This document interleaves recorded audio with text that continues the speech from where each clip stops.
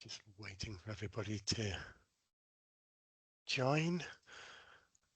So welcome everybody, and I'll just give it a moment just to make sure everybody's on. Just wanted to introduce myself. So I'm Dave Waterman, consultant in palliative medicine, and the Greater Manchester Palliative and End of Life Care clinical lead with the networks. So welcome to this GMCR Record EPaCCS webinar. We're very pleased that you've all been able to join us. There's thank you. So if we can just remind people just to remain on mute, just to avoid disruption through the session. Please add any questions in through the chat, and we'll aim to answer as many as possible over the webinar. And the slides and the recording will be shared via the EPaCCS Toolkit post event. So if I can have the next slide, please. So as I said, I'm Dave Waterman.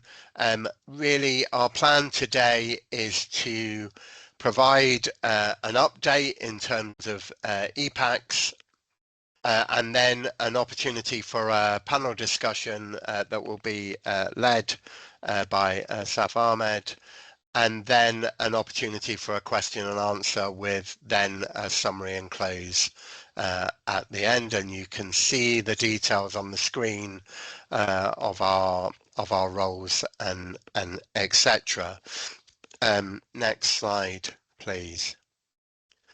So just before we head into the main part of the webinar, I suppose we wanted to take an opportunity to just really talk about what EPaCCS is. So EPaCCS, an electronic palliative care coordination system, is really within the GMCare record is a summary of key information that we can add to a central repository that multiple professionals can see, that allows us, with the patient's consent, to be able to share that key information around discussions we may have had with them about their wishes and preferences. And the information within the EPaCCS includes who is important to them, information around their diagnosis, around prognosis if we've had those conversations, around their preferences around place of care, but also other preferences around life-sustaining treatment and other treatment that might be available, but also a place where we can record any interventions or actions we may or may not want to do. For instance, to record whether there's been a decision around cardiopulmonary resuscitation, around treatments we may not offer because they may not be beneficial. And really, why do we have an EPaCCS? Why are we here today? Well, we can recognise that it's beneficial for patients if we're able to share their key information across the system in a safe, secure way across multiple professionals. But it's also beneficial for professionals because we can then start the conversation based on that information rather than starting without any of that information. And why is it on the GMCare record? Well, that's because there's lots of other information now available on the GMCare record that's not available on any of our individual systems. And that key repository of information can be added to with the palliative and end of life care information around those patients and their preferences and wishes. So that's a brief introduction to EPaCCS, and I'm going to hand over now to Helen to take you through the next few slides. Thanks, Helen. Thanks, Dave. So my name's Helen Lazenbury. I'm the project manager at Health Innovation Manchester on the EPaCCS project. So thank you all for joining today. I'm just going to take you through a bit of the details around the project and where we're at today. So the Health Innovation EPaCCS project started back in January 2025 with the main aim to technically enable EPaCCS across all of 10 10 GM localities and increase the adoption and use of EPaCCS on the GMCR. So EPaCCS is now live in 8 out of the 10 localities, and we've got Manchester and Trafford, the final 2, who are just starting their implementation and aiming to go live around March, April time. So in terms of numbers, since EPaCCS became available on the GMCR, there's been over 17,600 care plans created across GM. In the last 12 months alone, there's been a 91% increase in the total number of EPaCCS plans created. And currently there's over 6,500 live EPaCCS plans on the GMCR. Just also wanted to say that access and use of the GMCR as a whole has continued to grow significantly too. And now we've got over around 28,000 monthly users of the GMCR. And again, in the last year alone, there's been an increase of about 47% in the number of patient records that are being accessed through the GMCR. So right at the start of the project, one of the first things we wanted to develop was an EPaCCS toolkit, which would aim to provide key resources, including things like FAQs, video guides on how to create, edit and finalise EPaCCS plans, and guidance and tools and tips for anywhere that wanted to implement EPaCCS, regardless of the setting that they're in. So to develop that toolkit, we worked closely with a wide range of stakeholders from across GM, and that included patient representatives, colleagues from the GMCR product team, and our Greater Manchester End of Life and Palliative Care clinical leads, Dr Saif Ahmed, Dr Liam Hosey, who are joining us today. We launched that toolkit back in June 2025, and to date we've had over 5,700 page views on there, and it's continuing to be a really useful resource for EPaCCS users or those wanting to implement EPaCCS. Next slide, please, Catherine. So this slide, the table on the left, just wanted to give a bit of breakdown of where we are in terms of each locality and how many EPaCCS plans have been created by the localities, current and all time. Just wanted to be clear that all localities are at different stages in their EPaCCS journey. So as I mentioned earlier, Trafford and Manchester are just starting their implementation. Bury are in early stages of rollout. And other localities such as HMR and Oldham are currently planning or underway with EPaCCS relaunch plans in their areas. But overall, we're really pleased to say that the numbers are increasing across all the live localities, and we're expecting those numbers to continue increasing in the coming months and beyond. Just in the centre of the slide there, just wanted to show some of the early results. So about a month ago now, we sent out a user evaluation survey of EPaCCS, and that's still currently live. And the results of this will help feed into our overall project evaluation report and will potentially include recommendations and suggested improvements, which will help to shape any future plans and direction for EPaCCS as well. So as you can see, there's some real benefits to it that are coming through quite strongly. Obviously, we'll share more about that results of that survey as we get closer to the end of the project. But if anybody hasn't already completed it and is a user of EPaCCS, we'd really appreciate your input into that participation. And there's a QR code on screen there if you would like to take part. We'll send this round after as well. And then on the right there, we just wanted to highlight some of the difference that an EPaCCS can actually make to individuals' end-of-life care and to the sort of GM system as well. So currently in GM, the percentage of people dying in their preferred place of death is around 44%. Earlier on in the project, we did do some analysis and we looked at individuals with an EPaCCS that had a preferred place of death and place of death recorded, and found that those with EPaCCS, actually, it was around 86% that were dying in their preferred place of death. So it really does have an impact on the care of the individual. Just wanted to highlight the potential savings and stuff across GM. And so if in GM we got to a place where we had 52% average of people dying in their preferred place of death, there's a potential saving of over 4.6 million each year. And if we got as far as 69%, which that figure is based on the London benchmark, who have their equivalent universal care plan, up and running, the potential savings would be over 14 million a year. So there's a lot of potential. Thanks, Catherine. Next slide, please. Thank you. So just before I hand over to Saif, who I'm hoping has joined the call, for our panel discussion and get that under the way, I just wanted to give a quick reminder of the ongoing support that's available. So although the project from a health innovation perspective will come to a close soon, the toolkit that's been developed will continue to be available and will be kept up to date by our comms team. So if anybody has any suggestions for content, find anything out of date, missing, then please get in touch with us and we can make sure that's kept up to date and is a valuable resource. The GMCR product team will continue to deliver any GMCR related training or can answer any technical queries around the GMCR or EPaCCS specifically. So you can get in touch with them anytime to discuss any sort of training requirements you might have. And then the final bit I just wanted to highlight is a couple of the already sort of established meetings that discuss EPaCCS or focus on EPaCCS, and they are GM wide. And obviously you can go along to those to get any updates, support, share feedback or experiences around EPaCCS. Dr Dave Waterman, who just did our intro for us there, chairs the digital sharing group, and that's a GM wide group.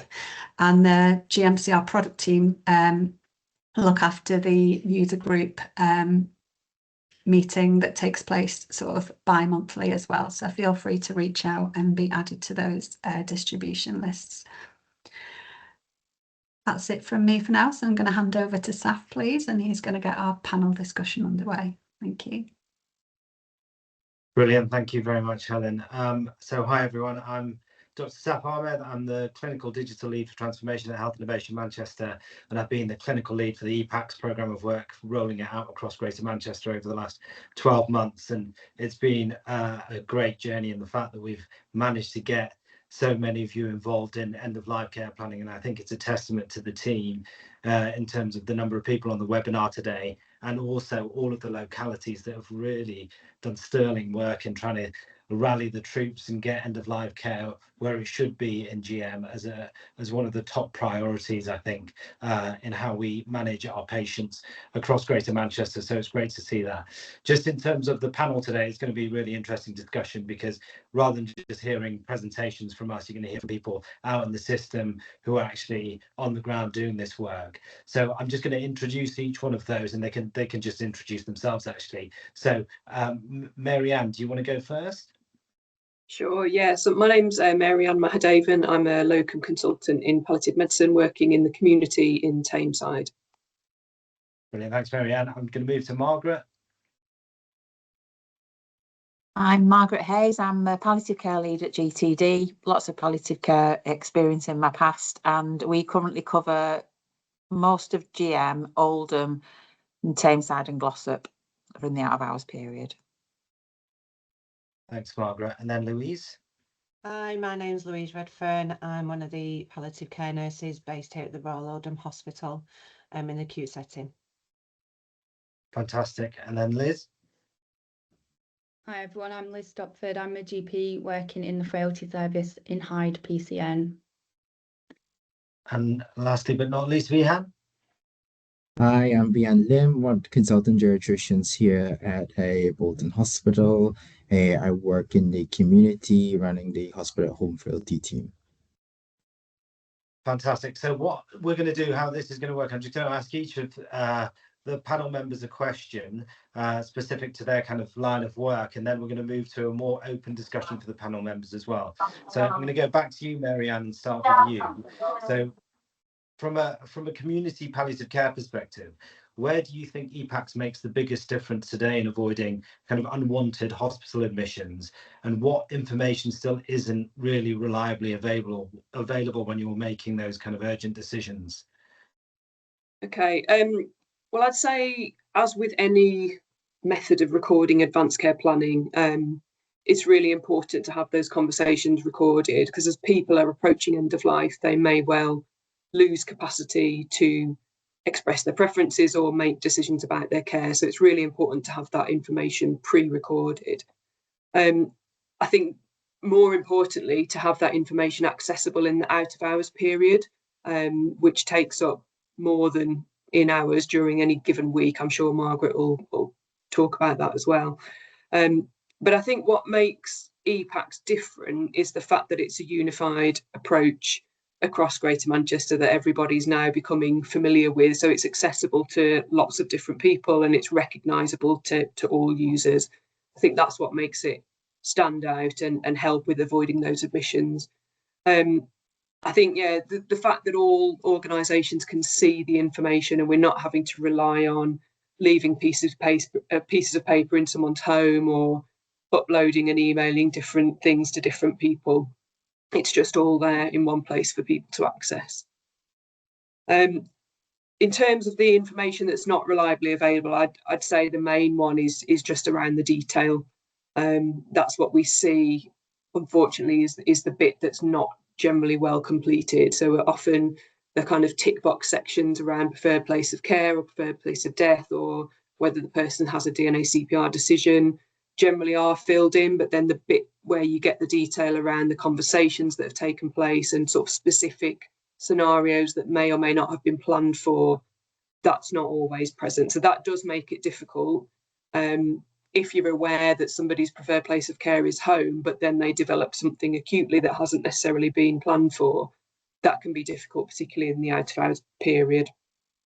I think the other thing that isn't available is the ability to see other documents. So a lot of our patients use a paper advanced care plan that was developed in Tameside, and the ability to upload that onto the EPaCCS I think would be really helpful, because often they filled them out themselves, and so just to see their own words and language is useful. Brilliant, thank you very much. And just one follow-up question is just, how do you think we improve that data quality? You know, you're saying that those care plans aren't filled in properly. How do you think we try and get people to fill? It's a really hard question, but what do you think we need to do to try and get that buy-in?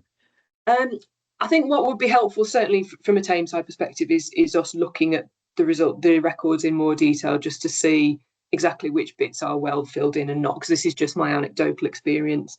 I think feeding back to individuals has been helpful in terms of feedback that we've received to sort of say, why has this person been admitted to hospital when they had an EPaCCS? And then you're able to look at it and then feed back to the person who's completed it, well, actually, it could have done with a bit more detail and it didn't cover this specific situation.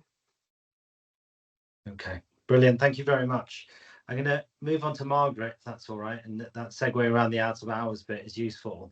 So from an out of hours perspective, Margaret, where does EPaCCS make the biggest difference for urgent out of hours kind of decisions? And as a viewer of EPaCCS, how does it support kind of consistency and quality across the organisation?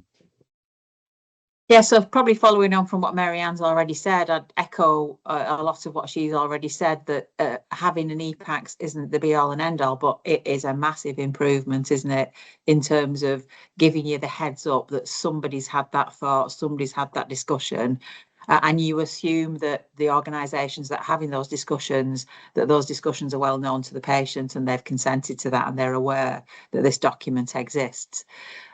So in that sense, it's been a massive improvement to alert us that those discussions have been taking place.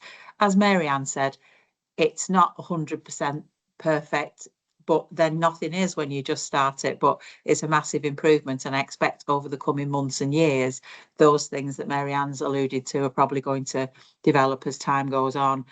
I know this probably isn't sort of what you're thinking of, but in terms of the deaths as well. So, you know, we've moved from statements of intent and all those things. So I was out visiting the other weekend, and 5 patients I went to see that had sadly died, and 4 of them had an EPaCCS, which I thought was just amazing. That's really a massive leap forward that was the case, and the only one that didn't was a Manchester patient. So that has been used in that way, which I know isn't just what it's for, but it is really helpful when you go in to see patients who've died, that you're not involving the police and causing further distress. As I say, next steps are, as Mary-Ann has already said, maybe looking at a little bit more detail, because sometimes out of hours it's difficult to make that decision not to admit somebody if although they've got an EPaCCS, as you say, it's not the finished article, and we'd need a little bit more information in specific situations. But then you can't address every specific situation, can you? That involves visiting the patient, having those discussions with the patient, but certainly a massive improvement. From an out of hours perspective, what I'd say is we need to be making sure that everybody who's working out of hours is aware of this and they're accessing that information, because I'm not sure that's really where it should be at the moment, but I think that's something for the coming months and next year. Brilliant. Thanks, Margaret. And just a follow-on question, just in terms of access. So currently, obviously, out of hours services are able to access the EPaCCS care plan, but they can't actually change it or update it. Do you think that would be useful going forwards? I think at the moment, maybe not, my personal view. I just wonder if, I'm not sure if there's a place for putting updates into what's discussed, but they'd see that anyway with the information that's passed from us in hours. So I think it needs to be much more established within the organisations that are completing them for it to then roll out to out of hours. Does that make sense? Yeah, it does. Yeah, brilliant. Thank you very much for that. So just moving on to Louise now. So Louise, so at the bedside, particularly in acute settings, how does access to EPaCCS change that conversation with patients, families, and what would make the record more meaningful and useful, do you think? So EPaCCS for us in palliative care, the Royal Oldham Hospital, has been embedded in our practice over several years, and it did take a while because we'd forget to do it, and I think that's something that can be challenging when it's a new document, but now for us, it's just part of our everyday practice. Very often we see patients who are coming in crisis, and I'd say a good percentage of our EPaCCS are done of those, sadly, in the last days and weeks of life, as opposed to those who, you know, are kind of within the last year of life. We're the only team, I would say, in the hospital that are completing EPaCCS. We had Dr Thorley, the frailty team, and the respiratory team are looking actually to put some workshops together within the hospital for the medical team to look at how they can improve that. I would say that a lot of the doctors in the hospital, so say if somebody comes into hospital with an EPaCCS, and we get very excited when they do, which is great for us, but I don't think other people are aware that they're there on the actual GMCR. So that, I think that's a challenge, especially in places like A&E. So I think kind of getting the word out there, having it on kind of discharge letters would be useful, and referrals. So for us, we complete around about anywhere between 9 and 14 a month. HMR not so much, and very evenly, because that's where our population is Oldham. I think now having the GMCR, the information is live and kind of present, so that's really useful to us. And if we do see somebody that comes in with an EPaCCS, it just makes their journey so much easier and smoother, and potentially could make their hospital stay less, if we're not focusing so much on treatments and we're trying to get people out of hospital. Brilliant, thank you. And just as a follow-on, in terms of hospital-wise, trying to get clinicians on wards and A&E departments actually completing EPaCCS, do you think that's going to be, you said you started to do some work in that in Oldham now. What do you think the barrier is to that, to getting that adoption? So I think a couple of things. I think some of it will be confidence. I think some of it will be, after speaking with Dr Thorley about this, I think some of it will be the challenges of doctors actually feeling confident to diagnose somebody in the last year of life. Very much focused on treatment in the hospital in the acute setting. Communication skills is another. You know, I think that there's a lack of kind of confidence around that. They rely very heavily on our team for that, I think. And it's also been seen as another document. So an awful lot of FY1, FY2 doctors will do the discharge letters. So it's going to be another, can you fill this in? I suspect in the acute hospital. I kind of think that these workshops is a starting point, and that's something I can definitely feed back into this kind of webinar to see how that's going on. And update you. So yeah. Brilliant. Thank you very much, Louise. So Liz, just moving on to you from a primary care perspective, I know you've got an interest in frailty. So people living with frailty, how can a kind of EPaCCS be embedded earlier alongside anticipatory care planning? So it feels like a natural extension of routine primary care rather than something else introduced too late and only at the end of life, essentially. So I think following on from what you've just said there, Louise, I think in practice, a lot of these discussions are often happening in a crisis point, and that makes it more difficult to have the conversations effectively. So I think moving the focus away from sort of an end of life care approach and more to a what matters to you now approach is really helpful. And in terms of how we can go about doing that, in our service, we incorporate advanced care planning discussions as part of our proactive annual reviews. So talking about care home patients specifically, we do that for them with our geriatric assessment on an annual basis. But that could be replicated in primary care in other ways. So looking at chronic disease management, things like dementia. We could also incorporate the advanced care planning discussions as part of those annual reviews. And I think that would then normalise the discussions with patients and their families. And I think the important thing is it would capture what's appropriate for that person and in line with their wishes in real time, and allow us to then share that electronically with the rest of GM.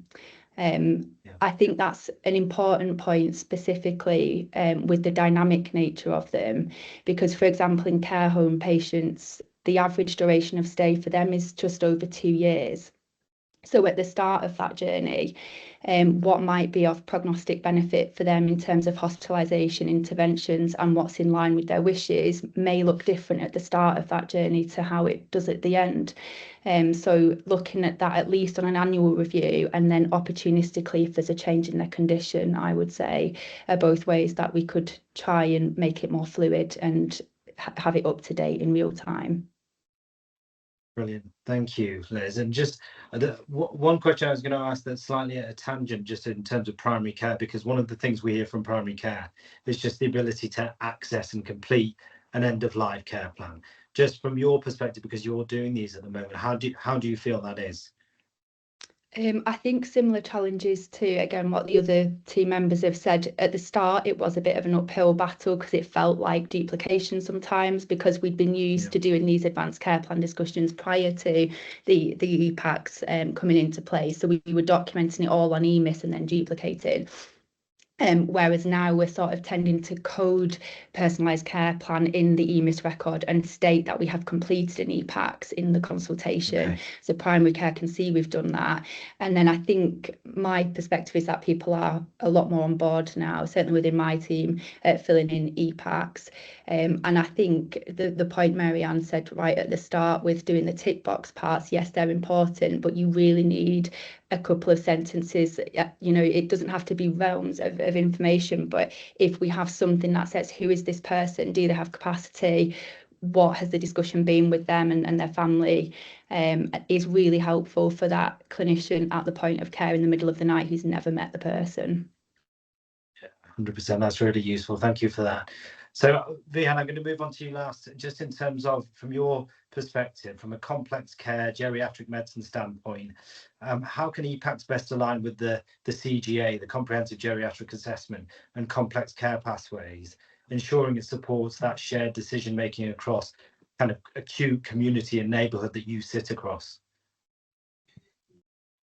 So, yeah, advanced care plan is a natural extension of the CGA, both in primary care and secondary care. I think we're just, as part of doing the CGA, you identify who will benefit from these discussions, even if it's just initiating the conversations to allow patients and families to start thinking about it. So then whoever that follows on the conversation will be able to do so. I think EPaCCS here helps with documenting and sharing these discussions to allow the system users to then make quick decisions when they do become unwell, or come in contact with healthcare providers again.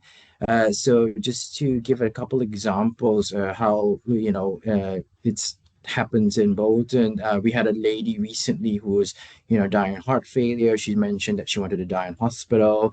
So when she became symptomatic and NWAS took her in, the team in ED saw the EPaCCS, immediately knew that she, we're not going to treat unnecessarily and kept her comfortable there. So there was no mixed messages sent to the family, and everyone was, really happy with the care involved.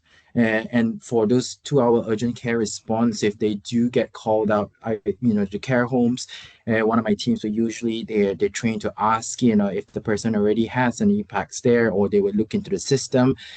From there, they would then decide whether this patient we can, manage them in the community, or do we think that this patient needs to be escalated to hospital depending on the clinical situation. So I think wherever you are in the interface, it just helps with quicker decision making, but more importantly, avoids any kind of like confusion to the family or patients involved, and everyone's on that same kind of page.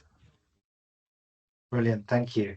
And just from your perspective, obviously you sit across that interface between secondary care and primary care. For your consultant colleagues that sit in the trust, how do you think we can get more of their buy-in to start using EPaCCS as well in their day-to-day work? So because I'm clinical lead for my own department, a lot of us, I've got a big department of 17 consultant geriatricians have been pushing it.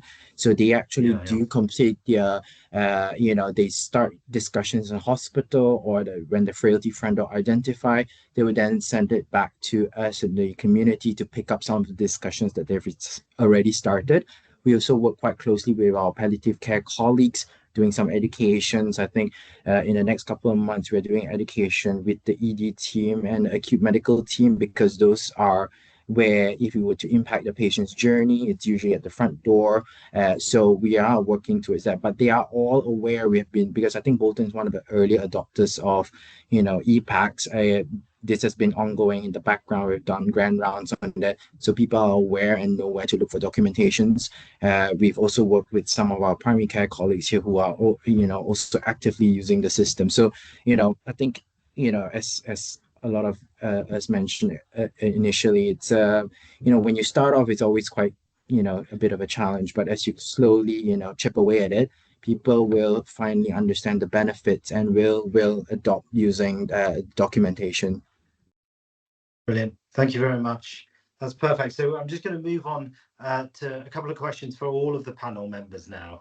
The first one I think we've actually answered, so I'm not going to ask that one. That was more about the end of life tool used as a proactive kind of longitudinal record, which we've discussed.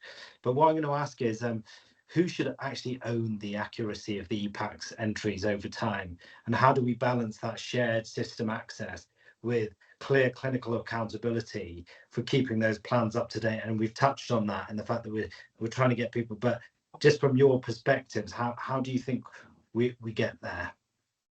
I don't know if you want to stick your hand up and go on, Liz. Thanks. So I think if you're in a locality where there is a service like we have here in Hyde, where there's a proactive care service, then we're perfectly placed to be doing the annual reviews, following that up, and we do get the benefit of continuity of care, which is obviously hugely helpful in understanding people and their wishes and how things change. I guess the answer is probably everyone has a duty to keep it updated, but the reality, I think it does come down to time, and continuity, I think, is a key element for me. Brilliant. Thanks, Liz. And Marianne? Yeah, similar. I think it's important that we emphasise how this is everyone's responsibility, and I think for that reason I would be reluctant to make it one person's responsibility to keep it up to date, because I think then that person might not be very happy about that, and it just may cause issues with other people then feeling that they can step back. Brilliant. And I don't know, Vihan, your hand was up and down. Do you want to come back in? Yeah, similarly, I think it should be a collective responsibility, depending on where the patient's journey is. If it was sitting within my hospital at home ward, I'm happy to take responsibility. But once it's discharged, I think, we have our GP colleagues who will be happy to update the system as we go along. So it just depends on where the patient sits during that journey in time. And it's everyone's responsibility, I feel.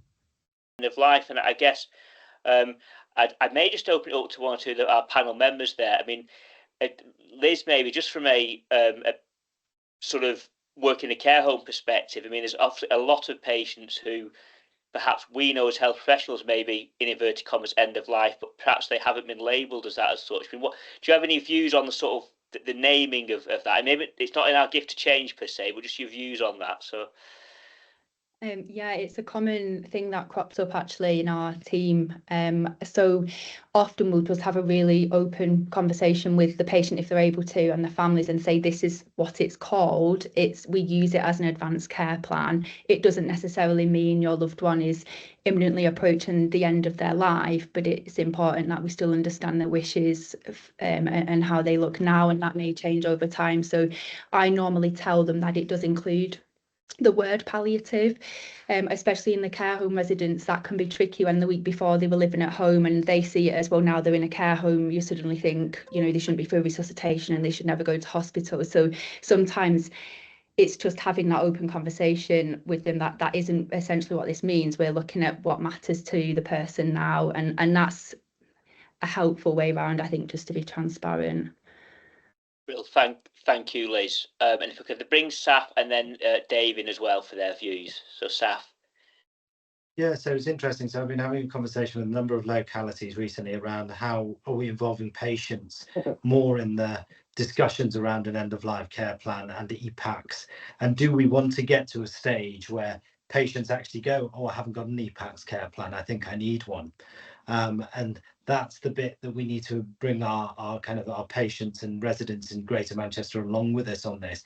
Rather than doing onto them, it makes sense that they should be asking for this kind of service from us, in all honesty. So that's an interesting way of framing it, because we've always seen an end-of-life care plan as our business. I think it should very much be the business of patients who want an end-of-life care plan and their wishes respected. So if we can say we have a mechanism of sharing that information, if you want to use it, then this is how you do it. I think getting the word out there to patients is going to be key in the next iteration of this. Real thank you, Saif. And Dave? Yeah, I suppose just wanted to reiterate the importance of communication, and I suppose the importance of the discussion first, the agreement and the decision with the person first, and then the documentation and sharing via EPaCCS. So EPaCCS shouldn't drive the conversation should be first, because then people will understand completely why you're using the system. So I suppose just reiterating others' comments, but I think it's really important that we say it's the conversation first and then the sharing afterwards. Thanks, Dave. Absolutely. And I think probably just before we just move on, I think we've heard a lot about the benefits of EPaCCS, haven't we? And I suspect some of the cases we've heard describing are maybe not purely due to having a digital record in place, but the very fact that some conversations and planning has gone on around that patient and carers, etc. And EPaCCS has been a part of helping support that. So just a few other questions. I might just ask this one to Saif and our colleagues from HIM. So Helen, maybe there's a question there which I think the answer may be not at the moment, but it's working towards about NWAS, clearly a very key stakeholder in the region, helping support patients. Are NWAS crews able to access GM shared record this time? So Saif. Yeah, so I've had quite a detailed conversation with NWAS around the access to the GMCR and the end-of-life care plans and EPaCCS that's on there. So just breaking this down, I'll be very quick. Again, so ambulance call outs are categories 1 to 4. The 3 and 4 categories aren't as urgent as the 1, which is the 8-minute response, and then the category 2. But for the category 3 and 4s, they definitely have access to the clinical hub where they call back, they gather as much information as they can, and they're able to access the GMCR in the clinical hub. So if EPaCCS care plan's been filled in for that patient, they'll be able to have the discussion with the clinical hub and find out what's on there for them. Same with CAP 2s, they also have the time, it's about a 40-minute response, and they're able to have that conversation with them. For the CAP 1s, which is the 8-minute response, the crews do not have access. And unfortunately, a lot of these patients actually are a 999, usually from a care home or something like that, where someone's deteriorating fairly rapidly. So what is happening, though, is that we have the NRL, which is the National Record Locator System, being launched across the UK. That is live in some areas already, such as Kent, where they can view the EPaCCS care plan because they have the same instance of the shared care record as us. For us, we're being told at the moment, Q1 of this year, 2026, we will have the NRL in Greater Manchester, and therefore NWAS will be able to view the EPaCCS care plans, but on the ground when those Cat 1 calls are called out.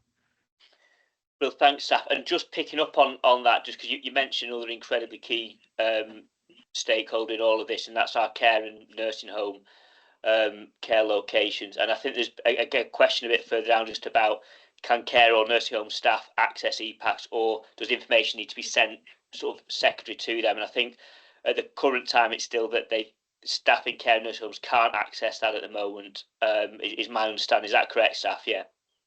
Yeah, so we do have a small, very small pilot running in Bolton at the moment, where one care home is looking at gaining access through the URL login for the GMCR and how that would work. The plan is to look at adult social care as a whole and how we get better access, especially with our care homes. So we're currently discussing that as a project with Health Innovation Manchester and GM. So watch this space, I would say, around that stuff.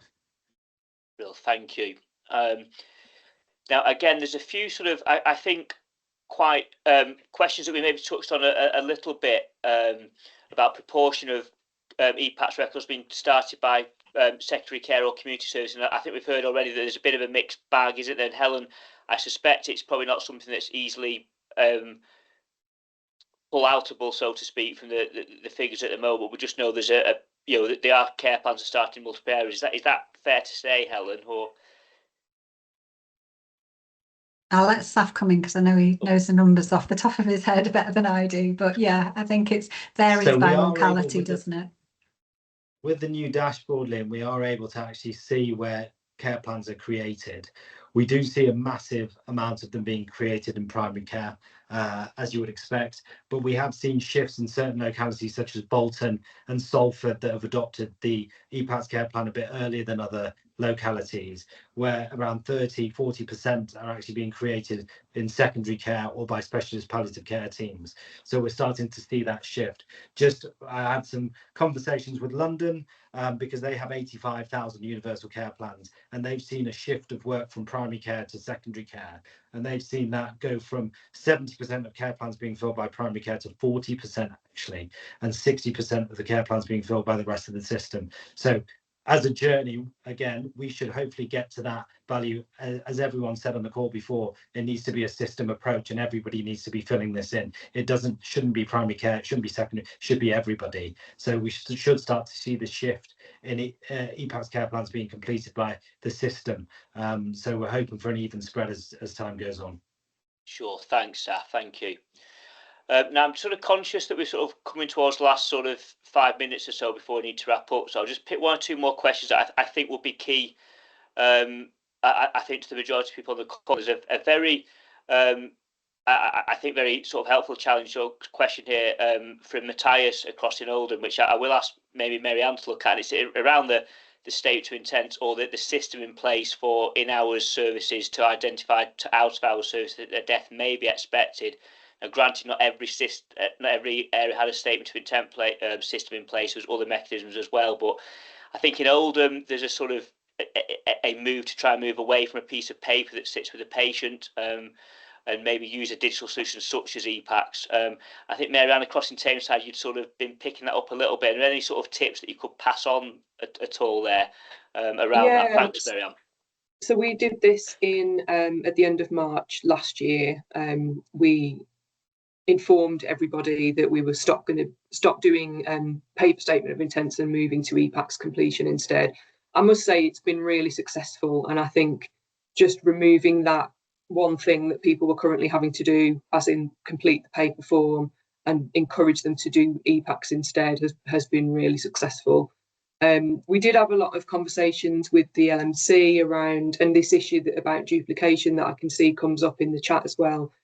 That it's a tricky one, that, and I think ultimately you can't you can't avoid duplication with the current system as it is, unless we get to a point where we have a fully integrated system, or the GMCR can pull stuff through from EMIS or from other systems. I think there is always going to be some duplication. There's no getting around that.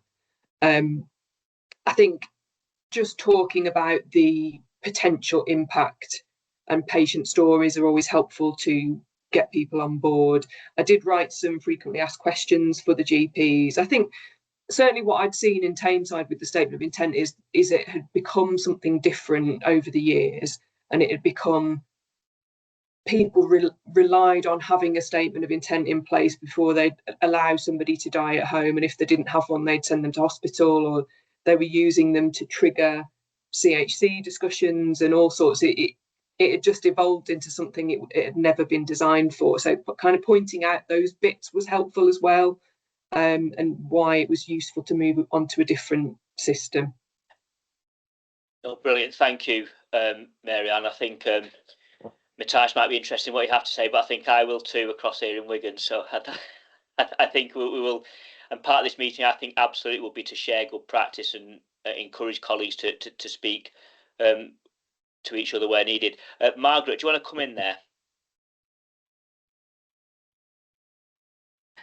Just very quickly, we've moved away from that anyway, to be honest. We're looking at a range of things that suggest that death's expected, although it's very easy when you see it all documented in EPaCCS or an imminent death coded.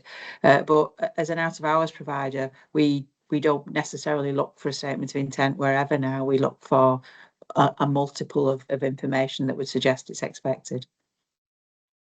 No, thank you, Margaret. And I'll just pick up one more bit before we close. And this is around, I think, some of a technical type question about the character limits within the EPaCCS record that Lucy's raised. And I'd be just really interested, maybe Vihan and Louise's sort of views on this, because I know certainly within my own locality, we've had challenge where character limits were breached because whole sort of copies of discharge letters were sort of copy and pasted into EPaCCS. And I think we sort of found it was perhaps wasn't what the system was there to be used for, to copy and paste large amounts of text. The question for Lucy is about sort of MDT discussions, and if they're quite lengthy, you may run out of space. But from a maybe secondary care perspective, do you find that a challenge at all, sort of character limits, etc.? So maybe Louise first, and then Vihan. So I think what we try and do in the team is if I've seen the patient, I complete the EPaCCS. I think that's one of the challenges in secondary care, is like I've kind of said before, is that often an FY1 will be expected to do a discharge summary of somebody that they might not really know very well, and we don't want that to happen with the EPaCCS either. So within our team, unless we've had those conversations, we do not complete them on behalf of somebody else. I think it's given it the respect of the document of what it is.